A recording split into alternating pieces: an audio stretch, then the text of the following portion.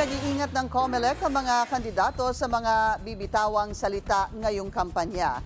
Isa na naman kasi ang hinain na show cause order dahil sa racist joke. Ang detalye sa agenda report ni Joash Malimban. Isang show cause order na naman ang inilabas ng COMELEC laban sa isang mayoral bet sa Pasay City.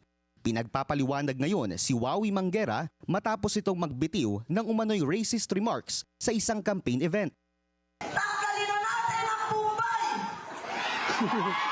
para wala nang amoy sibuyas na naiiwan sa Pasay. Ayon kay COMELEC Chairman George Garcia, posibleng lumabag si Manguera sa anti-discrimination guidelines ng poll body.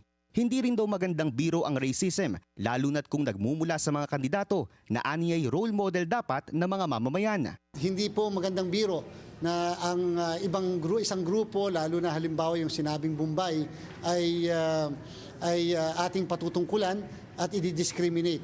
And so binibigyan din siya ng 3 araw mula ngayon upang sumagot doon sa ating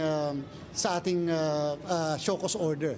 Ihahain na rin ng COMELEC ang kanilang rekomendasyon sa pinakauna nilang nasampulan na si Pasig Congressional Candidate Attorney Ayan Sia. Bukas ilalabas ng poll body kung i-dismiss ang reklamo kay Sia o kakasuhan siya ng isang election offense o disqualification case. Isang DQ case din ang inihain ng isang Elfren Inclan sa COMELEC ngayong araw laban kay Zamboanga City Congressional Bet Kaiser Olaso, kapatid ng incumbent congressman na si Kaimer Olaso.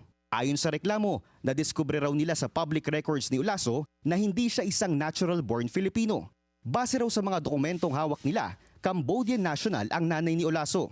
Inihalin tulad nila ito sa kaso ni dismissed Bamban Mayor Alice Guo at sinabing lumalabag daw sa konstitusyon ang pagtakbo nito bilang isang kongresista. I'm a private citizen. I'm concerned and I'm not tolerating such yung mga peke-peke.